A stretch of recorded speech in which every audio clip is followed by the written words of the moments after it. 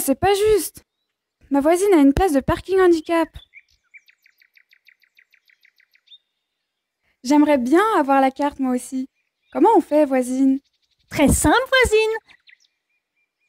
Tu vois la voiture qui arrive? Ouais? Bah quoi?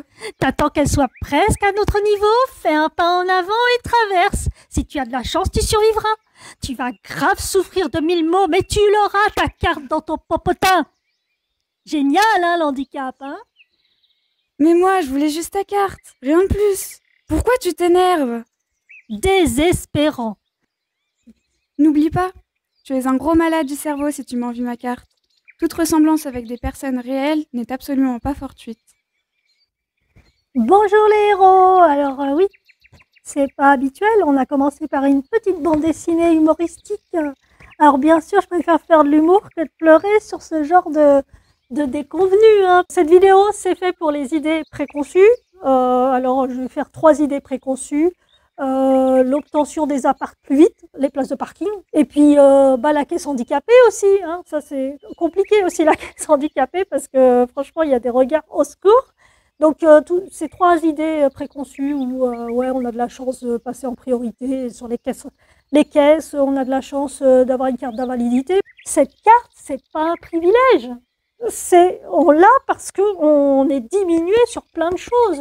Donc voilà, il ne faut pas le voir comme ça. Et c'est souvent le cas. Parce que des gens qui nous disent j'ai de la chance, comme quand vous avez une journée de soins dans la semaine, donc vous n'allez pas travailler. Donc ça, les gens ont l'impression que c'est une chance de ne pas travailler un jour dans la semaine. Mais en fait, c'est plus que du travail, puisque les soins sont compliqués à gérer.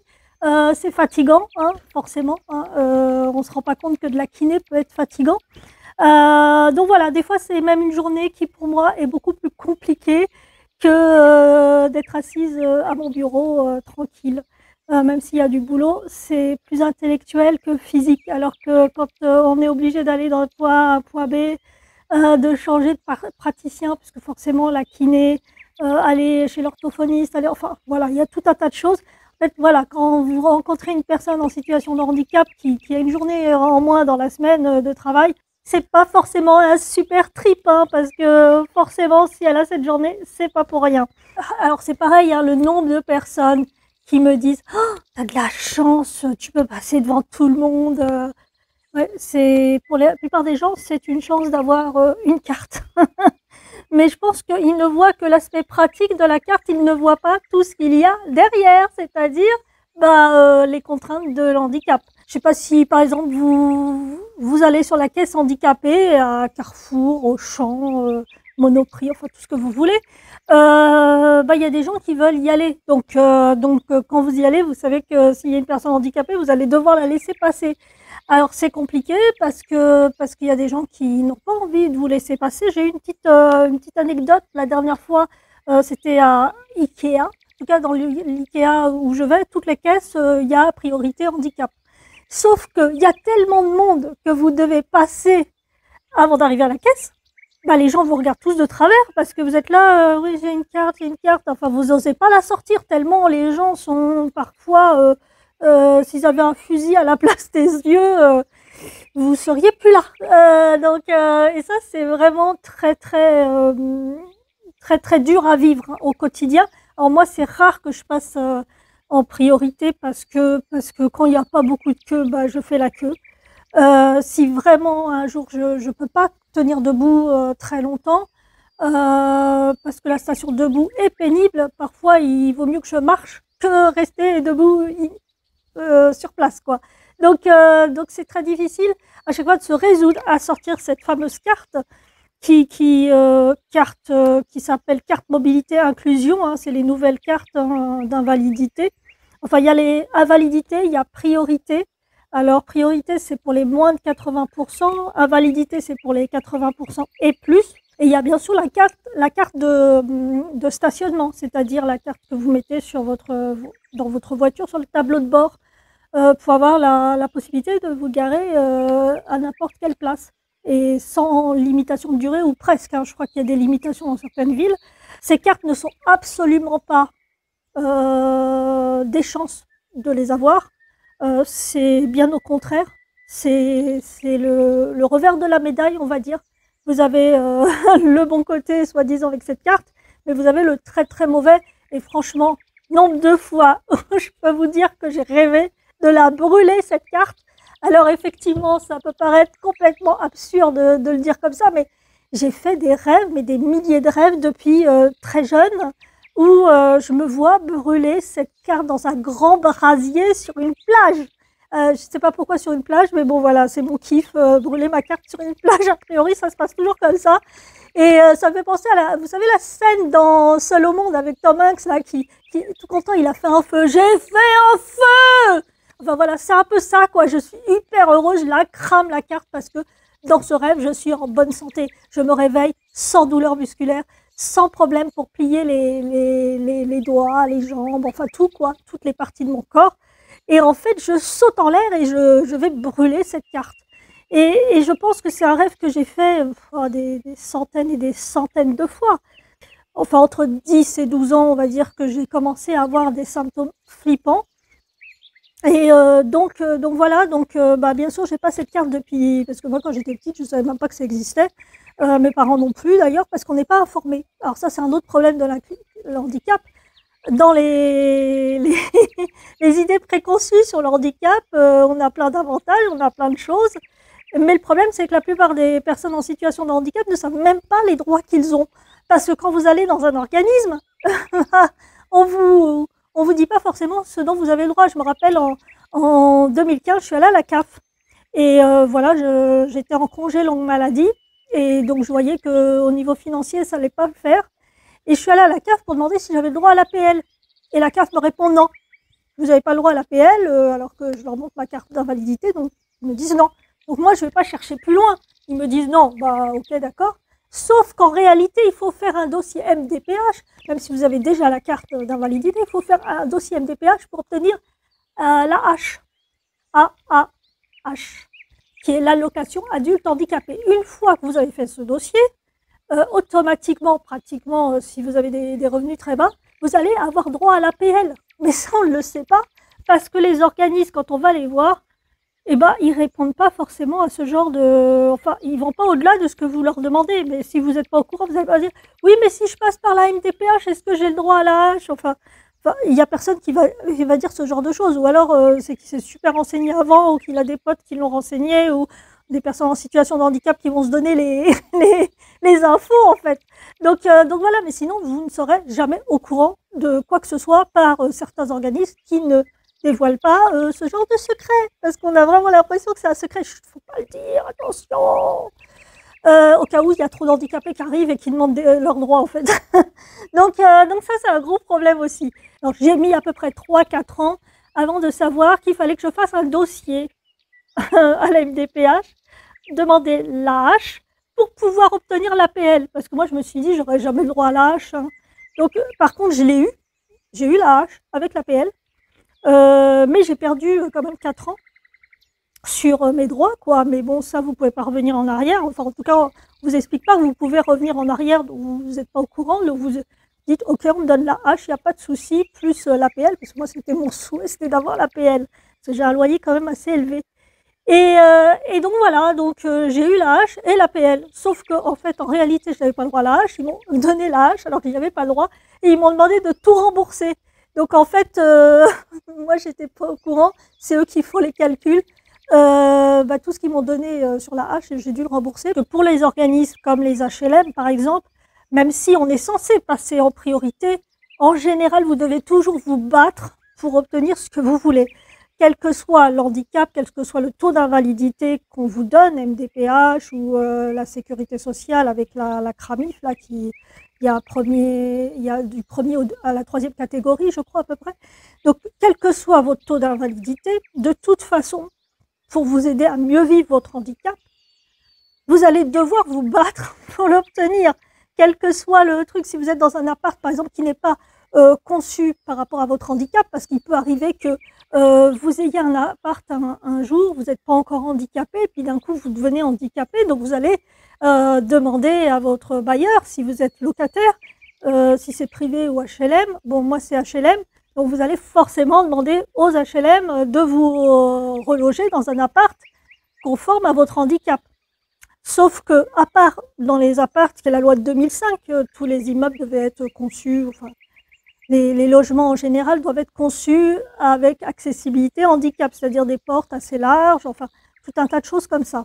Quand on dit accessible handicap, ça ne veut pas dire qu'il est conçu pour votre handicap.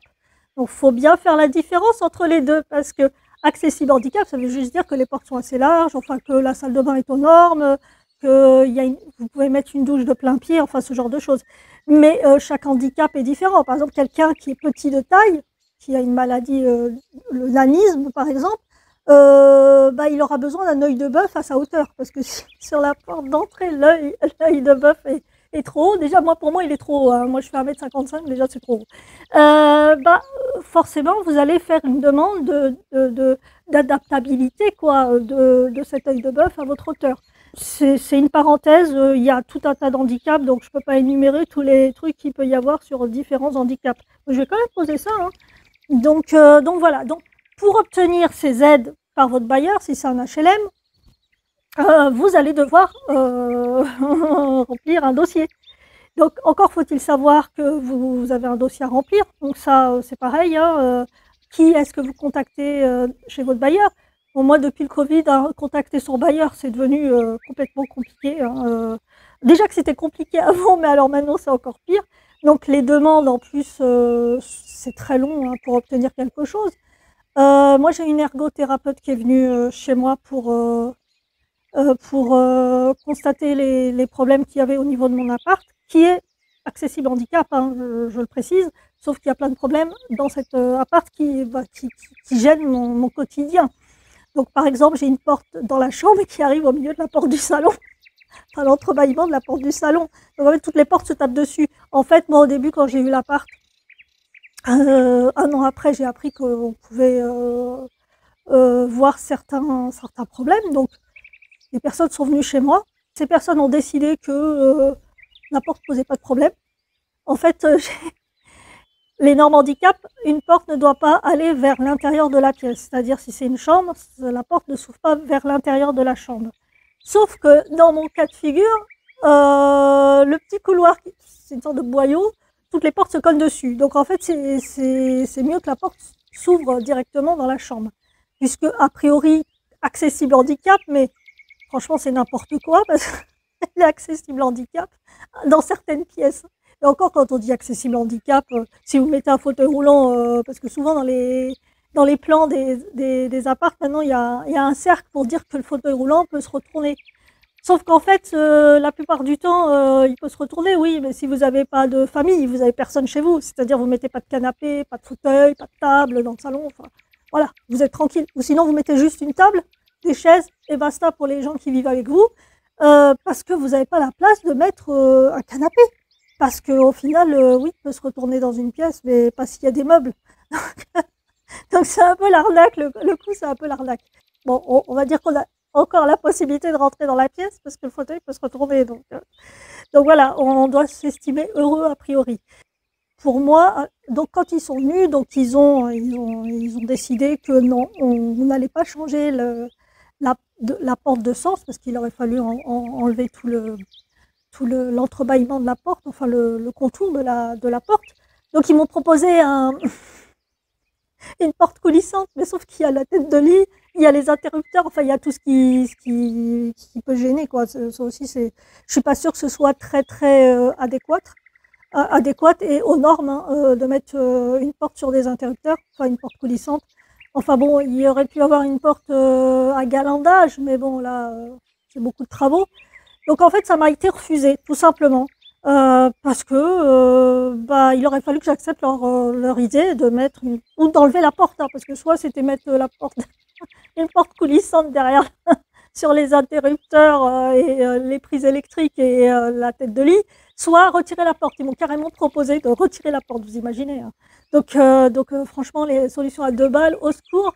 Souvent, ça se passe de cette manière-là. Et sur beaucoup de personnes, parce que j'ai beaucoup de retours par rapport à ça, parce que je fais partie d'associations handicap.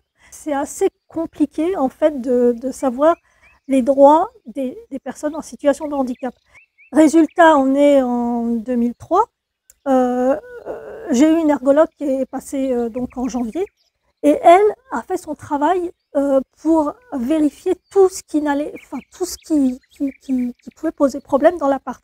Donc c'est comme ça que ça aurait dû se passer. Normalement, c'est une ergologue qui doit venir constater tout ce qui gêne la personne en situation de handicap.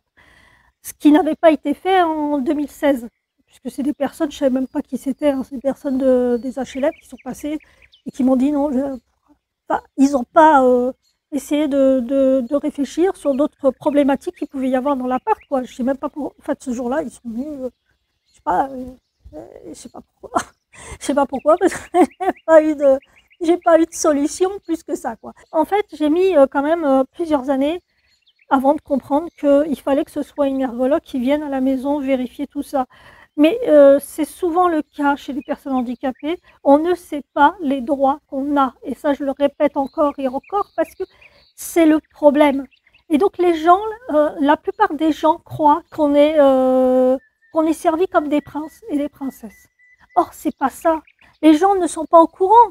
Donc, parce qu'il faudrait qu'il y ait plus d'informations, il faudrait que quand vous allez voir votre bailleur, il vous explique que vous avez le droit à ça, vous pouvez faire des demandes, ça ne veut pas dire que vous allez les avoir. Attention, quand je dis vous avez le droit, c'est juste vous faites un dossier et vous voyez si au final votre handicap entre dans cette aide. Mais les gens ne vous informent pas, la CAF c'est pareil, enfin voilà, vous n'avez pas d'informations. Moi j'ai commencé à avoir des informations par la DAC, DAC. C'est un organisme qui peut aider à des dossiers, à savoir ce dont on a droit. C'est eux qui m'ont envoyé l'ergologue.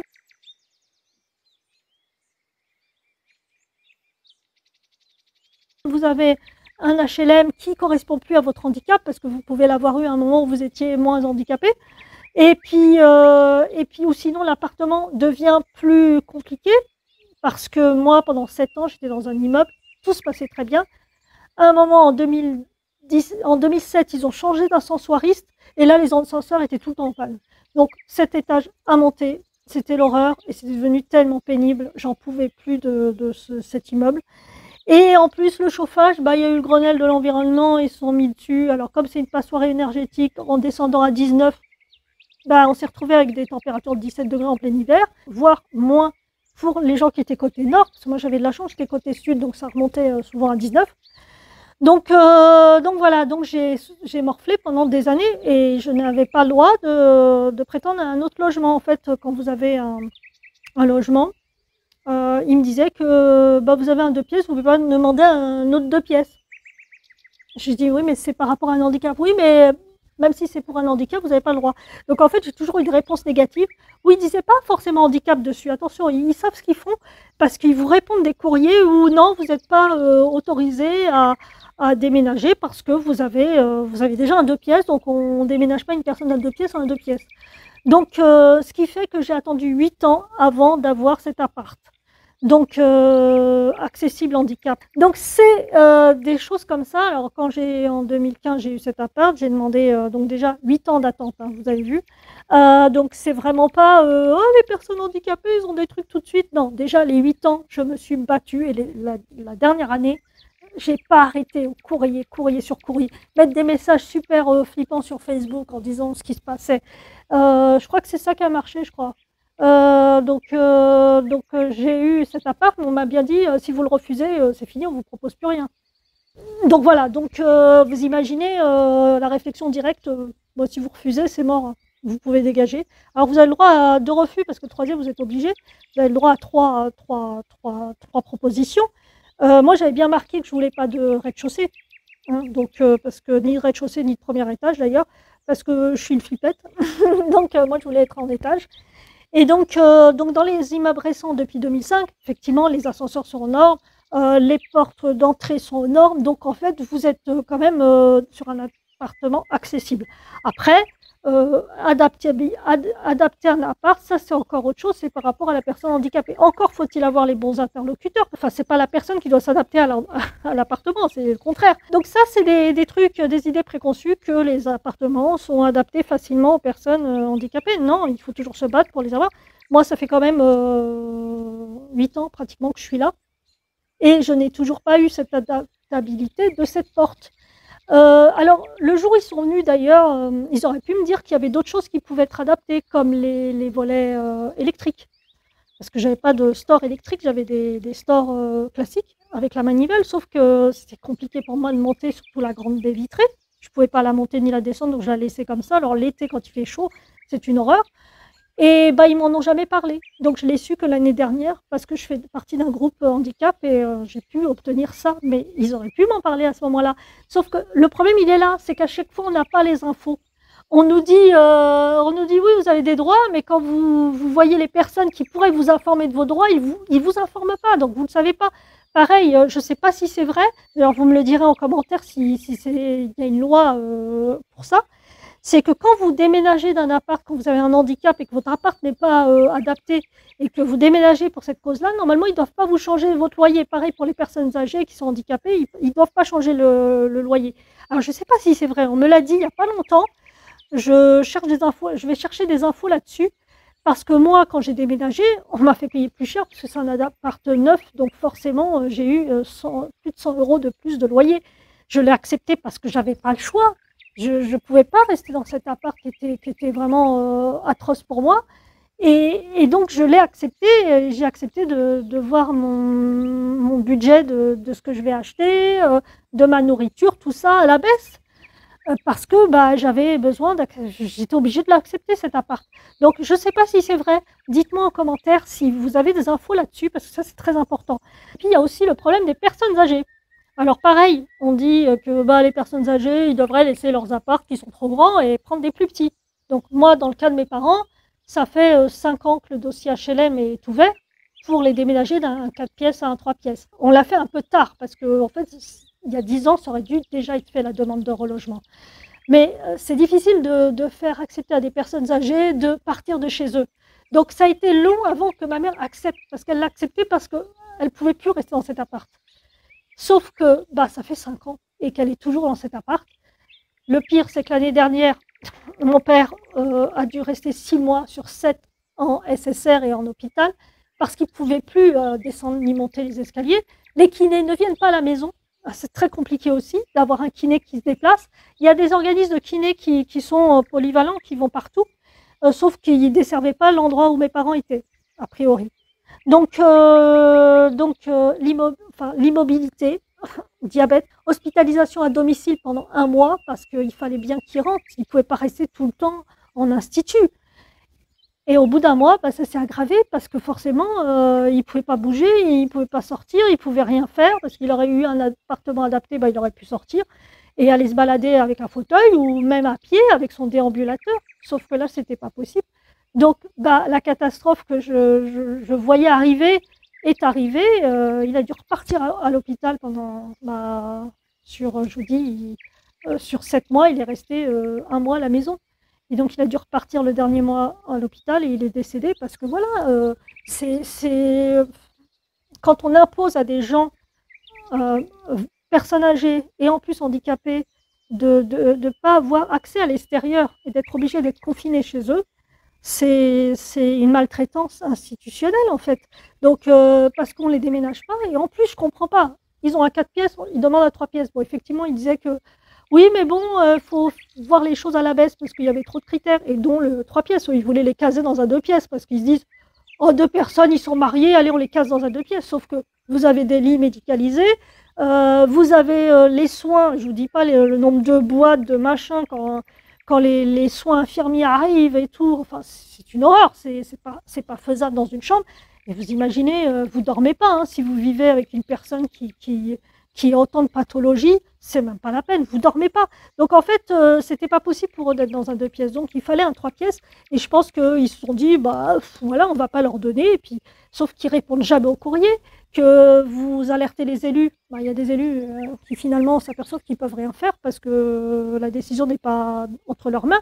Mais il y a aussi des personnes très haut placées qui ne font rien pour vous aider. Donc ils ne vont pas appuyer votre demande, qui ne vont pas alerter les HLM que ça devient urgent.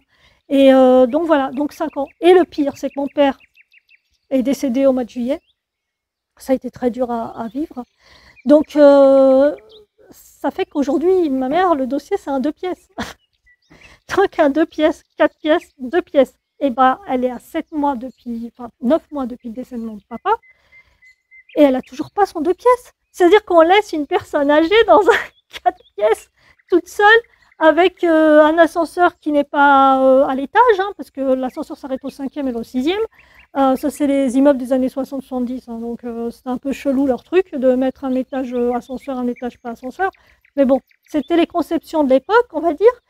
Et donc voilà, elle se retrouve toute seule dans un 4 pièces, alors qu'il y a plein de familles qui en auraient besoin. Donc effectivement, on demande des critères accessibles handicap. Forcément, elle ne va pas déménager dans un truc qui n'est pas accessible handicap, qui est adapté avec une douche. Ça peut s'adapter après, hein. S'il y a une baignoire, on peut adapter après. Normalement, ils sont censés le faire. Mais bon, comme je vous dis, hein, quand vous faites une demande, vous pouvez attendre. Et le pire, c'est qu'ils convoquent des personnes qui ont moins de 65 ans, parce qu'à partir de 65 ans, vous ne pouvez plus imposer aux gens de déménager de chez eux. S'ils ont des grands apparts, ils sont tout seuls, vous ne pouvez plus. Donc, ils convoquent les gens avant qu'ils aient 65 ans pour les faire déménager. Le recensement, ça sert aussi à ça, hein, à voir combien de personnes habitent dans tel ou tel logement. Donc je ne comprends pas. On impose à des gens qui ne veulent pas déménager de déménager, mais des gens qui veulent déménager, on les laisse comme ça. Donc ça paraît complètement invraisemblable. Donc si vous avez une idée préconçue sur le handicap ou la vieillesse, vous pensez que c'est facile pour nous, et ben non, j'en ai écrit tellement de courriers aux maires, aux élus, enfin à tout le monde, quoi, tous les gens à qui je pouvais le faire.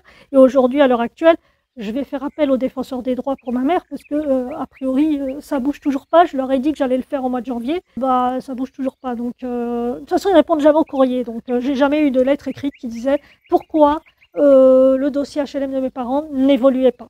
J'ai jamais eu de courrier écrit. Donc voilà, et puis c'est toujours oui, mais vous en demandez trop. Bon, maintenant c'est un 2 pièces, je crois pas qu'elle en demande trop. Peut-être que maintenant qu'elle est toute seule, il va lui donner un studio. Allez, démerde-toi la vieille, rentre dans un studio et fais pas chier, quoi.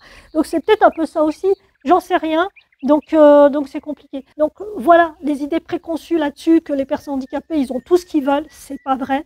On doit tout le temps se battre pour obtenir la moindre des choses. Même attester de son handicap à un organisme, c'est très compliqué aussi. Les dossiers MDPH, c'est compliqué. Les dossiers aussi avec la médecine du travail, la médecine de la sécurité sociale, la CRAMIF, tout ça, c'est compliqué. Tout est une baston.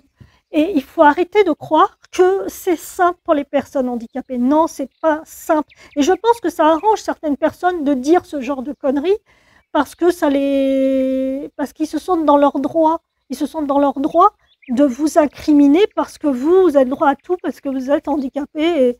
Et voilà, quand vous passez une caisse handicapée, c'est un peu ce regard-là qu'on a. C'est, elle, c'est bon, quoi. Mais même une personne en fauteuil roulant, hein, moi je connais des personnes en fauteuil roulant, ils galèrent sur les caisses handicapées. Il y a toujours des gens pour râler. Et donc, c'est compliqué. Les places de parking handicapées, il n'y en a déjà pas beaucoup. À côté de la piscine où j'habite, hein, il y a une place handicapée. Et il y a toujours des personnes qui viennent chercher leurs gosses, qui se mettent sur la place handicapée. Et quand la personne arrive avec sa voiture handicapée pour aller faire sa piscine, on lui dit « Attendez 5 minutes, j'attends que... » Mais non, il n'y a pas t'attends 5 minutes, tu te barres, tu laisses la place, c'est pas à toi. Et sans compter les personnes qui se garent sur les places handicapées, moi, les agents qui circulent, je me dis, mais comment ils font pour pas les voir, quoi. C'est vraiment compliqué. Donc, alors là, je respire, excusez-moi, je respire très mal aujourd'hui, mais je suis fatiguée et j'en ai marre. Et c'est sur ça qui compte, hein, c'est que les gens arrêtent de demander des trucs parce qu'à force de se prendre la tête à faire des courriers, vous y croyez plus, en fait. Et je pense que c'est sur cette détermination qu'ils s'abordent d'une certaine manière, parce qu'au final, les personnes sont déterminées au départ et puis après, ils ne le sont plus. Et puis après, ils ont des discours comme ce que j'entends chez plein de personnes handicapées. Ça ne sert à rien, de toute façon, on n'aura jamais. Et c'est terrible d'entendre ça. Et je pense que les pouvoirs publics, là, il va falloir qu'ils fassent quelque chose, parce que c'est pas normal d'être obligé d'obliger des personnes en situation de handicap de toujours pleurer pour avoir quelque chose. Parce que c'est pleurer quand vous êtes obligé de dire dans les courriers que vous êtes vraiment malade, que ceci. Vous croyez que ça nous fait plaisir de raconter ça dans des courriers? On n'a pas envie de raconter ça. On a envie qu'on nous prenne pour des gens forts et sans problème, et puis voilà, super dynamique et tout. Mais, excusez-moi, je respire très mal. Donc voilà. C'est un peu tout ce que j'avais envie de dire sur ce contexte-là. J'espère que vous réagirez à certaines choses, que vous raconterez votre propre vécu. Et je pense que la chaîne Andy Rose, elle est là aussi pour ça, pour dénoncer des injustices.